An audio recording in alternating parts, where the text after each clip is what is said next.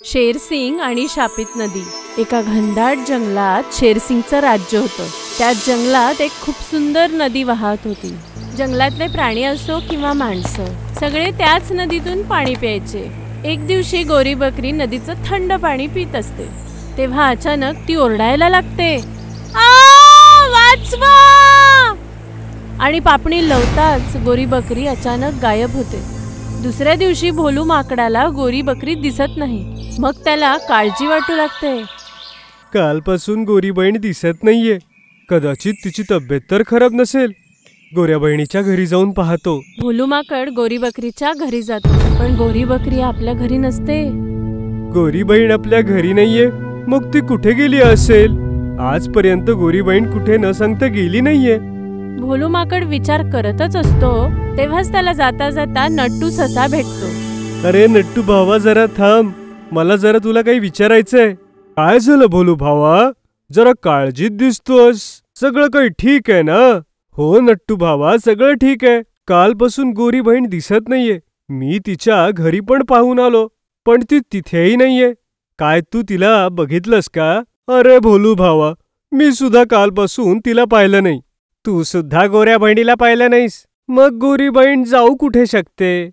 भोलू भावा, नैना हरिणी, चंपा कोल्हीण, रामू काका, कदाचित त्यांना गोऱ्या बहिणीविषयी माहित असेल। मग भोलू माकड आणि नट्टू ससा नैना हरिणी, चंपा कोल्हीण आणि रामू काकाकडे जाऊन गोरी बकरी विषयी विचारतात, पण त्यांना सुद्धा गोरी बकरी विषयी काहीच माहिती नव्हतं। मी ही गोऱ्या बहिणीला कालपासून पाहिलं नाहीये। मी तिला शेवटचं नदीवर पाणी प्यायला गेलेलं बघितलं होतं। हो, मी ही गोऱ्या बहिणीला शेवटी नदीवर जाताना पाहिलेलं, आणि त्यानंतर ती दिसलेली नाहीये। ही तर मोठी काळजीची गोष्ट आहे। यासारखेच दुसऱ्या दिवशी नैना हरिणी सुद्धा नदीवर पाणी पित असते, आणि तेव्हा वाचवा! आणि पापणी लावताच नैना हरिणी गायब होते।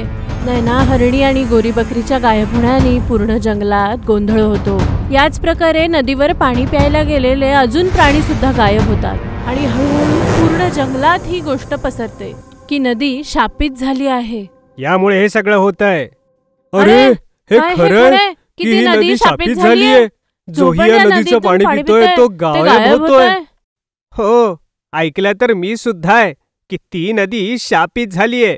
बघा भावांनो, चुकून सुद्धा त्या नदीकडे जाऊ नका। शापित नदीच्या भीतीने कोणीच नदीचं पाणी पित नव्हतं।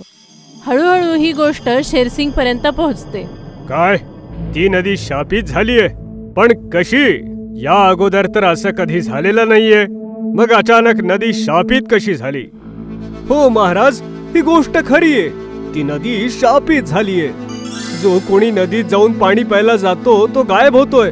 गोरी बकरी, नैना हिरणी, कितीतरी प्राणी पाणी प्यायला गेले आणि गायब झाले। महाराज, लवकर काहीतरी करा। ही तर मोठी गंभीर बाब आहे। या समस्येचं जर समाधान निघालं नाही तर सगळी जनावरं तहानेनं मरतील। आपल्याला काहीतरी करायला हवं।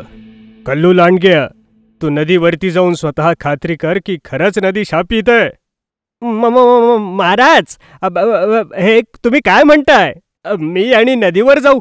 महाराज, तुम्ही पाहिलत ना, सगळे म्हणतायत ना ही नदी शापित आहे, आणि तुम्ही मला तिकडे पाठवताय। हो, मग काय झालं? तू या राज्याचा मंत्री आहेस आणि हे शोधणं तुझं काम आहे। आता जा आणि मला लवकरात लवकर बातमी कळव। मेलो रे, हा शेरसिंग काही माझा पिछा सोडायचा नाही। आता त्याला कसं सांगू? इच्छा नसूनही कल्लू लांडग्याला नदीवर तपास करायला जावं लागतं, पण तो अर्ध्या रस्त्यातून परत येतो। शेरसिंग कल्लू लांडग्याला बघतात। बोल, काय खबर आणलीयस कल्लू? काही कळालं? महाराज, मी नदीवर शोधायला गेलो होतो, तेवढ्यात मी नट्टू सशाला नदीचं पाणी पिताना पाहिलं। मी त्याला थांबवण्याचा खूप प्रयत्न केला, पण त्याने ऐकलं नाही आणि नदीतून पाणी पिऊ लागला, आणि तेवढ्यात अचानक क्षणार्धात तो माझ्या नजरेसमोरून गायब झाला। महाराज, ती नदी खरंच शापित आहे। काय? नट्टू ससा गायब झाला? समजत नाहीये हे सगळं काय होतंय। मला नाही वाटत शेरसिंग स्वतःचा जीव धोक्यात घालून नदीवर जाईल। कल्लूच्या बोलण्यामुळे सगळ्यांच्याच मनात नदीविषयी भीती बसते। तिकडे कल्लू लांडगा आपल्या गुहेत बसून आनंदी होत असतो। आता तर नुसती सुरुवात आहे, खरी मजा तर पुढेच आहे। पुढे पुढे बघा काय होतं ते। गोरी बकरी, नैना हरिणी आणि नट्टू ससा जे त्याच्या कैदेत होते त्याला हसताना बघून म्हणतात, कल्लू लांडग्या, जितकं खुश व्हायचंय तितकं होऊन घे. शेरसिंग शोधतीलच की हे सगळं तुझंच कारस्थान आहे. कल्लू लांडग्या, तू आम्हाला कैद करून तुझ्या मृत्यूला आमंत्रण दिलंयस. ते शेरसिंग आहेत, जंगलाचा राजा. शेरसिंगच्या नजरेतून कोणीच आतापर्यंत वाचलं नाही. मग तुझं काय? तुला जितकं हसायचंय तितकं हसून घे. चुप्प बसा तुम्ही. काय शेरसिंग लावलंय रे? तुम्हाला दुसऱ्या जंगलात विकून तिकडचे प्राणी मला राजा बनवणार आहेत.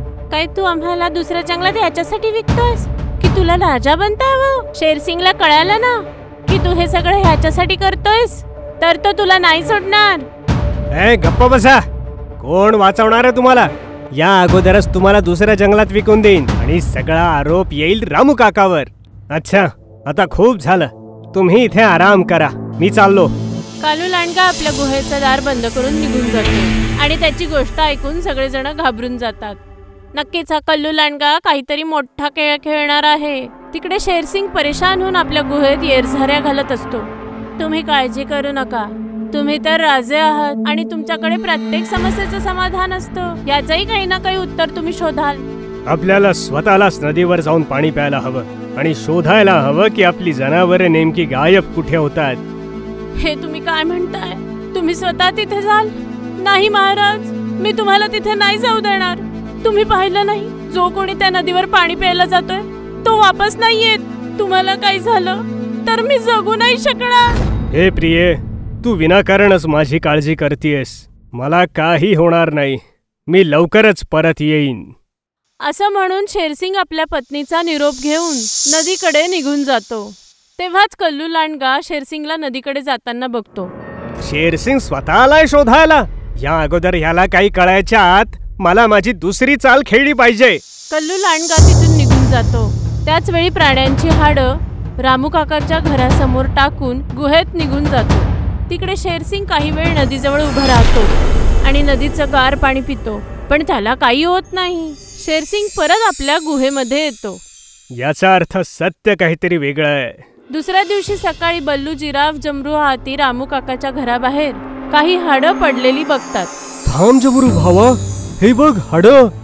अरे हो, ही हाडं रामू काकाच्या घराबाहेर. याचा अर्थ जनावर गायब होण्याच्या मागे रामू काकांचा हात आहे. तेव्हाच तिथे अजून गर्दी जमा होते आणि सगळे रामू काकावर संशय घेऊ लागतात. याचा अर्थ रामू काकाच आहेत जो सगळ्या प्राण्यांना गायब करतायत. यांना तर कठोरातली कठोर शिक्षा व्हायला हवी. रामू काका, बाहेर या.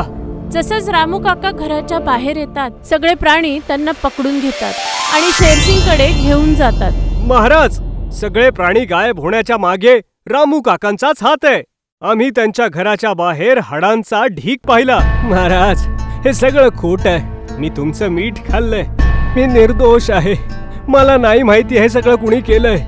रामू काका, हाडं तुमच्या घराहून मिळाली आहेत. तुम्हीच दोषी आहात. शिपायांनो, पकडा याला आणि कैद खाण्यात टाकून द्या.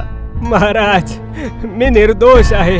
मी काही केलं नाहीये. माझ्यावर विश्वास ठेवा. शेरसिंगच्या आदेशावरून त्यांचे सैनिक रामू काकाला कैद करतात आणि सगळ्यांमध्ये उभा असणारा कल्लू लांडगा मनातल्या मनात आनंदी होतो. रात्री शेरसिंग भोलू माकड, गिन्नी खार आणि चिकू उंदरीला बोलवतो. तुम्हाला कळालंच असेल मी तुम्हाला इथे का बोलावलंय ते. हो महाराज, आम्हाला नाही वाटत की रामू काका असं काही करू शकतात. जरूर कोणीतरी दुसरं आहे जे आपल्याला भरकटावतंय.